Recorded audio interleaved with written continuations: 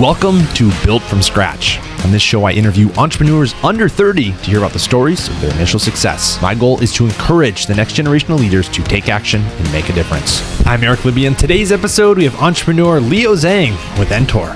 Originally from Ontario, Canada, Leo's entrepreneurial journey began in 2020 when he co-founded a nonprofit called Vantage Tutoring while still in high school. During that time, he scaled to over 50 classes internationally and brought the platform into 20 unique schools. In 2024, Leo joined Enttor as an unpaid intern and quickly rose to become its co-founder and CTO. He dropped out of UCLA to go all in, helping close their first enterprise deal of $30,000 with a $500,000 target of revenue in 2025 alone. Enttor has since raised $350K at a $10 million valuation and now works with major DTC brands like Legacy.com. The team plans to raise their Series A by the end of 2026. Leo is just 20 years old. Leo, welcome to the show. Thank you, Eric. Great to be here. Excited for our time here. And it's cool because we talked about during the discovery call that you are one of our younger founders on here. So I'm excited to hear your unique perspective. Usually we get kind of that mid-range 20s, but you're already doing something amazing at just not even 21 as this is being recorded. So that is really cool to see, Leo. Where we're going to start is back at your childhood in Ontario when you were first growing up. So I'd love to know, like, if I was a fly on the wall when you were in your younger teen years, what was life like over in Ontario? Well, as a kid and growing up in Canada, I feel like life was very, very simple back then. I think the expectation for me was always that I would go to school, go to high school, get into a good college, take a traditional career path. And both my parents worked in computer science. So, necessarily as an Asian child, I just followed along the path, right? So I'd say I had a pretty standard childhood, born and raised in Toronto, never really explored too much outside of Canada. So, Gotcha. very Beautiful. So you mentioned your parents were in computer science. Was it anything entrepreneurial? Did they work in companies? Like, what did that job experience for them entail at the beginning, or what you remember at least? So my parents hold pretty standard IT jobs. My mom works for the government of Canada. My dad works for the University of Toronto. Honestly, I'm really proud of them because they're both immigrants from China, right? I'm second generation, so they in their childhood moved to Canada where they had to learn English. They had to take the traditional immigrant path. But to me, the impact that had on my upbringing was that I had a very standard upbringing and I never expected to take anything other than a traditional career path. One of the things you mentioned too, Leo, which I thought was unique, is your parents were immigrants from China. And I know that might, for some, and it's really interesting, some of these founders that I have interviewed with similar stories to what you're describing have had unique backgrounds. I know, like, backgrounds growing up. I know you mentioned it was pretty simple, but did you notice any difference for maybe friends growing up compared to maybe the life that you had? Like, was there any noticeable nuance because your parents came from a different background? Honestly, I think it did elevate my expectations a little bit because in Toronto, where I grew up, I think the city is divided very much into kind of ethnic enclaves. So there are a lot of communities with shared culture, shared traditions. And because Canada is so diverse and has so many immigrants, these communities naturally form, right? And so to me, going to a public school in Yonge and Finch, which is a very populated, very popular area in Toronto, I saw a lot of different perspectives, but particularly with kids of Chinese immigrants, and some of those were my closest friends, just neighbors, people I lived close to, people I went to school with. There was always a higher expectation that you would try to do your best no matter what you did. So being in Canada, going to high school, I think one of the biggest differences was that the expectation was you tried to aim for something like the American dream. You want to go to college in America rather than taking the traditional route of just, going to high school in Canada, going to Canadian high school. My dad works for the University of Toronto, but they never really wanted me to go to the University of Toronto. Beautiful. No, that's so cool. And do you feel like, so your parents had some in quote unquote traditional jobs in a sense, but was there any sparks or seeds that were planted about being an entrepreneur? Did they ever plant the hey, maybe it is the American dream, but I want you to work hard now so then you can make your own money and build your own business? Do you remember it all growing up as a child? Was that ever planted on you? So not necessarily entrepreneurship. I think starting a company, and especially a tech company, is something that's incredibly new and has blown up in popularity over the last 20 or so years. But I do think that part of why I'm on the path I am today is because of my mom's influence. What she does and the lesson she taught me from like very, very young was just whatever you do, you have to do it to the best of your ability, right? So like, if I was to do a tech job, I'd look for the opportunities in, what the world offers, what kind of path there were. And no matter what, you'd always try to do your best. And I see that, reflected every day. My mom is, probably at the cusp of retiring at this point. But I still see her when I go home working at 9 p.m., 10 p.m. And to me, that kind of work ethic is what drives me forward and what I try to embody every day. Absolutely. Yeah. Oh, that's incredible. Yeah. To have someone like that, especially, growing up, it's always good to see like people close to you. If you can see that hard work and dedication to something, then it's like, as kids, we look up to our parents, we see that and it's like, okay, I want to be like them. I want to be like our mom or like dad. So maybe there wasn't any initial pushes towards entrepreneurship, Leo. Maybe they were just encouraging hard work and doing the right thing and going above and beyond. But do you remember any time when you were in those younger years, maybe pre-high school? I know there's a key nonprofit you worked on while you're in high school, but any time when you were younger that you had like a little entrepreneurial endeavor, like maybe there was just a little thing you started and it kind of was like you looking back are like, wow, I didn't know it at the time, but that was a start of what would become entrepreneurship. Now that you mention it, I do remember a couple things. I think one of the funniest stories I do remember, just like, now that you bring it up, is that I had a business back in, middle school when fidget spinners were a thing. So you remember when fidget spinners was this like massive trend that was huge for a while. Yep, absolutely. Yes. And back then, I think, to buy a fidget spinner at like the convenience store, it'd be like $20 or $30. And I think the cost was really, really strange to me because it's a piece of plastic with, a ball bearing and like mechanically extremely simple and mass produced all across the world. And so I didn't really understand why it cost, $20, $30 to buy a single one. And what I also knew just, back then having relatives back in China was that they were being mass produced in factories back there. They would cost maybe $2 or $3 to buy there, ship over maybe another $5. The total cost for buying one, if you had the right resources and knew where to look, was like very clearly under $10. And so what we did was I got a couple of friends together. We bought, 20 or 30 of fidget spinners at a time from China, had them shipped over and just sold them to like schools around the neighborhood. And it was a fun crazy. way of... That's how it starts. That's all you got to do when you're first starting. Yeah. It's like you see a little niche, you can do a little bit lower priced, a little bit better product, maybe a little bit of service thrown in there. And it's like, okay, now you're making some good margins, beating the market. Yes. So you come into high school and you start a company called Vantage Tutoring. It was a nonprofit company. It had some notable success, like almost 50K in earnings during your time that you worked on it. I'd love to know if you can give just the audience, like what did that initial business, and granted it's nonprofit, but it's still operating as a business. What did it do? Yes. So it was a combination of two parts of a business model. The first one my friend came up with, and it was tutoring for the international community. And so back then in high school, we were doing the IB program, the International Baccalaureate. And how this program operates is that it's a standardized curriculum. Schools all over the world all use the same curriculum, and it's very like widely acclaimed. People love to see it on your resume when you're applying to colleges. And so what we did was we took a bunch of very, very smart students, from different private schools, from different high schools across Canada. And since we had access to like this incredible education and, probably the best educators in Canada and thus very, very bright students, we just offered tutoring services to, anybody we could find. And this included, students from China, students from other international schools that just wanted to learn, even younger students in Canada, who wanted to go into IB as they went into high school and, just were looking to learn. And it turns out tutoring is actually a very lucrative business. Parents will invest amazing amounts into their children's education. And, me going to the UCLA, probably the same thing, right? Right on. So, and just curious, when you were first starting that, you're in high school, so you obviously see there's some gap in the market. Like, okay, a lot of people may need this. What were those like first few steps, if you remember, that you went from like idea to like, we're putting this in practice and we're also now charging people to do it?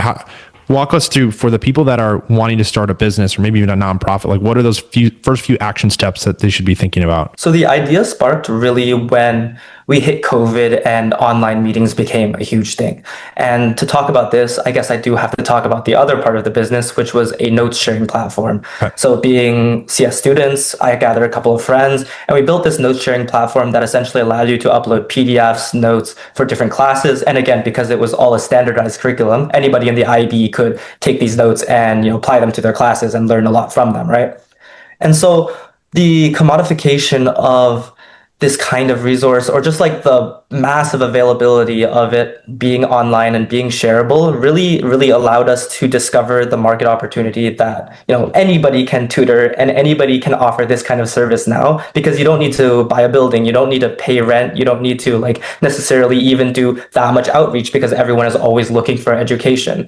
And so the initial spark for it was definitely the COVID pandemic, when we realized, okay, the opportunity is here and it's just incredibly achievable. We can very easily reach students who want to learn, and we can very easily provide that service, given that everyone around us and all of our friends are just very educated high school students who could teach a huge variety of different skills. Beautiful. And there's a couple things I want to highlight for the listeners. So first being, you identified a skill set you had that you coupled with an opportunity that was happening at the moment, a market opportunity that opened. So you had the CS skills, and now you're going to go build a platform. So you have the skill set. So there's something unique that you have. And now as the environment adapts, you're able to do that. And so one thing that's great for an entrepreneurs is look internally first. What skill set do you have? What are you uniquely talented at doing? And then look, how could you solve problems for others? And it sounds like that's kind of what you did, is just you took that and then, all right, let's run with it. And then built a pretty solid nonprofit company for a little bit there. What do you think, Leo, from that company? What was the biggest business takeaway that you received over those few years you worked on it? I think it really is just that people are everything. And so without people, for example, the friends that I built the business with the friends that did the tutoring, the friends that expanded the business, I think that none of it would have been possible. And so you just have to understand people, whether it's your customers, whether it's your co-founders and your friends, whether it's even the people providing the service. You have to understand their motivations and understand just what makes them tick in order to operate and run an effective business. And that goes from, founding the business to operating it, to finding your customer segment, to everything. Beautiful. So we fast forward a couple of years and you go through college a little bit. And now in 2024, you found a company called Enttor. And I'm going to read just the bio, and then I would love to highlight a really cool story of how you started, how you got involved with the company. So let me read this first. It says, empowering global brands to make 1 billion authentic brand consumer connections. So basically it's one platform to make all of your customer touch points. And where I want to start with this story is, you said you started as an unpaid intern, working your butt off for a very long time. And I'm just curious, when this was first started, now we're 10 months into the company, why'd you do that? Well, it was a combination of two different things. The first one was conviction in the idea. And so I do have to mention here, I have some previous experience in marketing. So back in my sophomore year of college, I consulted for a company called Genji. And if people don't know what Genji is an esports brand, and they play games like League of Legends, Valorant. And so, having played video games in high school, I was super excited to consult there. But working in their marketing department, I saw symptoms of a lot of different fragmentation problems that were echoed by my CEO, Zinni, when she approached me with the idea. And so seeing the parallels between someone pitch you an idea for a company and we're going to solve this problem, and having seen that problem in person and directly was a huge turning factor for me in terms of how much faith I had in the company and how much faith I had that this idea would work, right? I was an unpaid intern because back then the company had not raised any money. The CEO, Zinni, did not have any money to pay herself even. She just dropped out of school. And so I think it was really just conviction that brought me to the company and kept me in the company. Wow. So coupled with your experience in seeing this market gap, and then Zinni with her ambition, how much time did you spend from beginning of company until getting to that co-founder position? Because what I understood, it was like a decent amount of months where you're just like laboring away at the very beginning. I really think that there's no clear moment where I went from unpaid intern to co-founder. And it really is just because Zinni and I were working so closely together on this one idea for months and months and months. So the entire summer of after my sophomore year, I was working with Zinni every day. Back then, it was only 5 days a week, and we were just discovering the idea, building the initial product, doing like customer outreach, and just having the very, very bare ideas of what this startup and what this company was even going to look like and how we were going to even start to achieve it. And then back in September was when we got into Prod, which is an accelerator program. And that's where things really kicked off. We started working more and more hours, and we really, the idea started to come together. And at the beginning, I mean, as any companies first starting, there's probably just a lot of passion going into it. Like, this is crazy, this new idea. Like, it was correct me if I'm wrong, but probably just super fun to like just jump in and try and start the idea of solving like a major problem in the market. Yeah, for sure. Yeah. I've worked software engineering internships before. And, at big corporate companies, what they do is they have you write a few lines of code. And then because obviously you can't have anything break, right? You have to go through code reviews. You have to go through, feature reviews. And at the end of the day, it takes, write 2 lines of code, and it takes 2 weeks for it to get approved and shipped out. And so a motto we have at Enttor, but more generally in the startup community, is just like ship fast and break things, right? Beautiful. And so it was incredibly liberating to just like build something that you had faith in, that you like to build, and just like move quickly. Yeah, that's huge. You touched on finances a little bit, and I just one of the notes you gave me pre-interview was closing on a $350,000 investment less than a year into the company at a $10 million valuation. So like you guys are just working on this idea, like toiling away, and then finally you're like, all right, let's raise some money. I'm curious, how did you, because for those that are maybe in taking that next step as a company, this might be helpful, because even on my end, I have no idea what that all entails of like taking funding and how you split up the cap table. How did you know how much to raise when you got to that point? Like, all right, 350,000 is going to get us. Like, what did you put together to make sure that was the proper number you were looking for? We've had an amazing amount of help from the founder community. And what I really, really love about the startup community is that people love to give back. And so we have a couple of advisors, one of them notably being Kieran O'Reilly. He's the CTO of, Not API currently, but he worked on, I think the most famous one would be gifts.com, where, remember gifts on the internet? He was hugely involved in processing those, making those. And so a lot of these founders who we talk to and who have become some of our closest friends advise us on, how the startup works, what to do along the line. And so they gave us the benchmarks as to how much conviction you have to build, what kind of benchmarks you have to hit in order to even start considering raising money. And when you do, how to go about that. And when you start, so take me, for example, I'm like, all right, Leo, I'm ready to go raise some money. What would be my first steps to go do that? Who do I need to talk to? What do I have to have in place before I can even consider getting funding? So initially, and this really depends on what kind of industry you're running, what kind of company you're trying to build, but initially you have to build some kind of proof of concept and some kind of vision for the company, right? And so for us, building marketing software, we had to establish a customer segment. We had to establish, why right now was the time to build and why we want to pursue this idea. And finally, we needed some kind of proof of why our idea was going to stick. And for us, that was the first pilot contract that we landed, which really proved that, okay, people are looking for this, people want this, and they're willing to pay for it.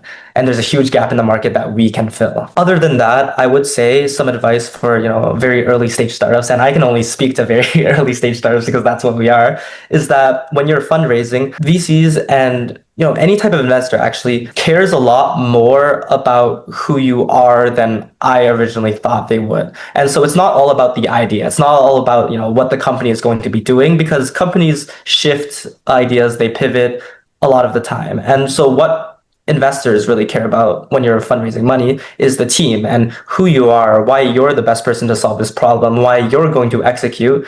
And you really do have to position yourself in a way that, people believe in you. And the first step of that is believing in yourself. That's huge. And I guess the last question I'd have on the cap table and thinking about getting investment is, how do you even think about divvying up equity? Is that kind of a negotiation conversation you're having back and forth? Like almost like a shark, say like where we have a public view of like a Shark Tank, right? Where they're going back and forth.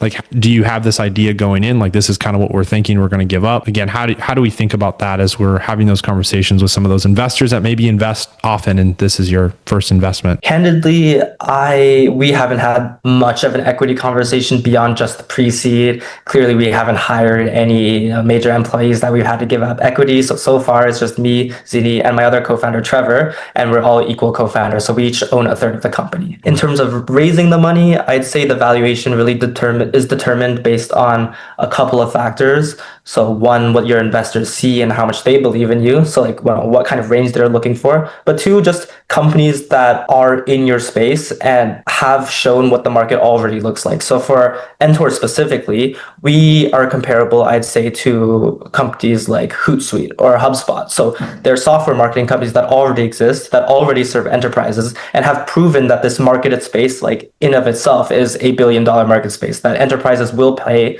hundreds of millions of dollars for marketing software. And so when we come into the space and we say that we're trying to build a tool to surpass these companies that already have control in the space, it gives them and investors kind of an idea of how much they want to value at, how much potential the company can get to, and thus, how much equity that they would take in terms of giving us money. Gotcha. Okay. Now, if we pivot to getting customers, because that's obviously, you can have all the money you want, but you have to have some customers paying for your product. You acquire that first customer with it's a large enterprise company called legacy.com. And from what I understood, the trial run with them, it's a very notable price that they're paying for you to come in and to use your software. How should one think about going to get their first customer if the target is enterprise clients? As in other words, what is the strategy to go and get one of these golden gooses, these perfect companies that is going to pay a good sum of money to use your product? So I'd say it's very, very different from, for example, just like if you're marketing to small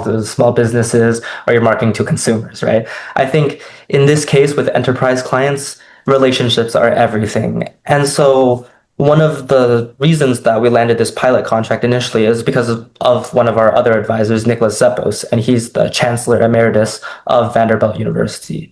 And so it's only through this relationship, because he is a figure who knows people in, for example, the PE firm that manages Legacy.com, who knows the head of consumer at Legacy.com. And all of these relationships are, what gives the people in charge at large enterprise and large corporations to vouch and trust our company to provide a service. Because, if it's a no-name startup with a cold introduction, very often they're just going to say like, who are you? We don't know who you are. We're not going to trust you, and we're clearly not going to sign a contract with you. So it really I'd say you really need that link of a relationship, a person, a key contact. You need a reason for them to trust you in the first place. And as time goes on, I believe that, as we build our reputation, as we serve more and more clients, that trust will start to come from, our reputation as a company rather than individual relationships. But, there's always a starting point. Yeah, absolutely. So one other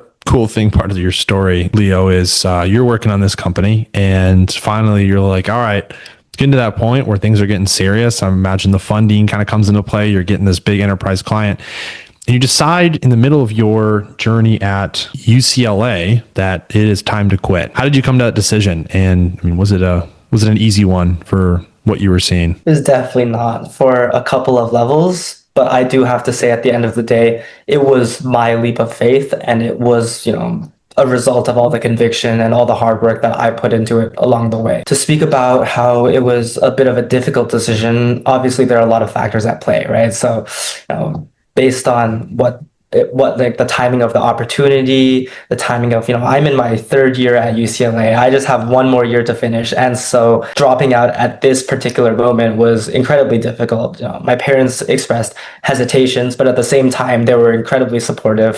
So something that I did not expect at all, by the way. And so all of this accumulated into essentially one final question. And it really is like, do I believe in myself? do I believe that I can execute through? Because this company is 1/3 B and I overwhelmingly trust my co-founders, right? So the only real question to me when I was taking this leap of faith and dropping out was, do I believe in myself?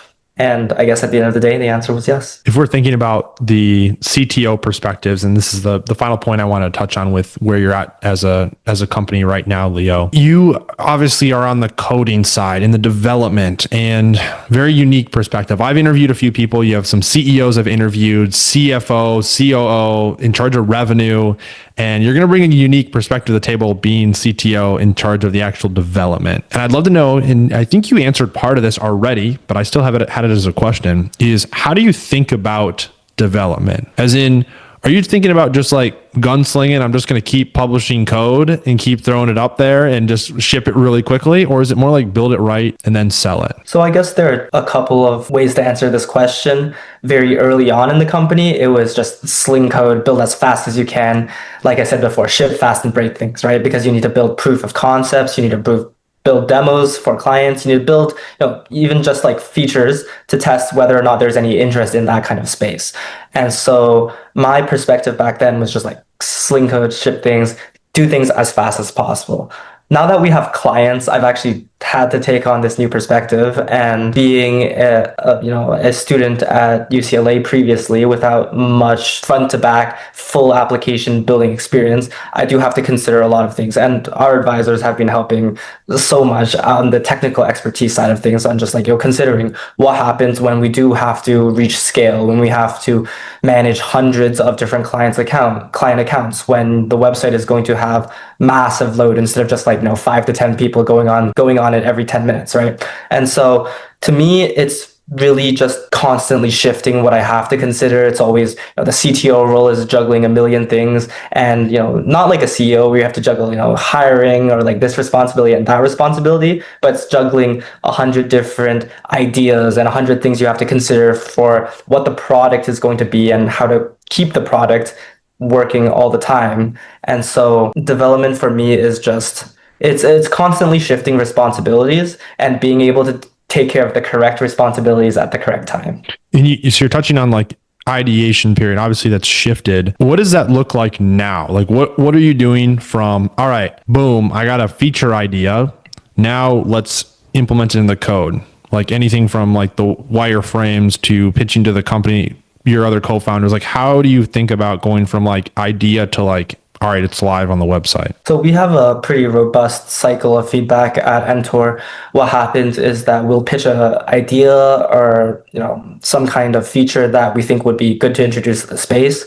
Likely we'd have to validate it. So we've been working with marketers, so average day-to-day marketing people who would be the ones using our software. We have now clients, people in the top of the company, so like heads of marketings that we can float the idea to. We have other founder friends who are also starting companies and they have a need for marketing. So we validate the idea across a lot of different customer segments and see whether or not there's really a need for this feature. After that, we have to scope out how much engineering effort it's going to take to add to the product. Now that we have a lot of different timelines, we have to do demos, we have to do different versions, we have to ship some features for our enterprise clients, and so we really have to prioritize different engineering tasks at different times. So now we have to scope the feature, decide when or if we're going to implement it, and then finally put it in the plan and say, okay, so we're going to work on this next week, midweek, and get it done by like the 10th or something. Yeah. So is it like you've heard some of these philosophies, like maybe Six Sigma, or maybe even for a process wise, like using like a Kanban board, going from like idea to the next phase? Like, are you using any of these systems on it, or is it just kind of like, here's a couple ideas and let's start working on it? Yes, so there are a lot of different management systems. As our advisor told us, and I guess we continue to believe, like systems like Scrum are terrible, and they're meant for large enterprises to manage engineering teams of hundreds. And I agree, at that scale you need very clearly defined systems in order to make sure everyone's doing what they're supposed to and they're working on something that's valuable. As a team of 4 or 5. That's your Rather, advantage right there. That's your advantage. You don't have to do that. we are all living in the same apartment. We have a whiteboard in our office, and what we do is we write the feature on the whiteboard. We say, okay, we're gonna get it done by this day. We're going to, we're gonna just get it done, and then we do it, right? And so there's no need for some intense management system when, there's enough that we can just say like, okay, you're doing this, I'm doing that, and then by the end of the week, we're gonna get this version out. Now, as we transition into, I'd love to talk about some of your personal experiences, or maybe how you deal with entrepreneurship, like the highs and the lows that you go through. I'd be curious to know, Leo, and I realize you're still under a year into this process, and you're 21, but you've still made a lot of progress for where you're currently at in life. What has been the hardest experience you've had to go through as an entrepreneur to this point? The hardest experience is keeping up the work ethic and pushing as hard as you do at the lows compared to the highs. So when things are going well, when you're excited about the product, it's very easy to like spend 12 hours a day and be like, keep on building and go like, yes, this is what I'm doing. I'm so happy to be doing this. But it's necessary to recognize that where there are highs, there are going to be lows. And even when you're not feeling that great, even when the company is maybe slowing down, going through, a little bit of a rough patch, you're still holding that conviction, putting the same amount of effort. It's very easy to slip into, spending less effort, holding less conviction, but you do have to, maintain the drive even when things aren't going great. And I think that's definitely the hardest part. Just gotta keep going. Yeah. Yeah.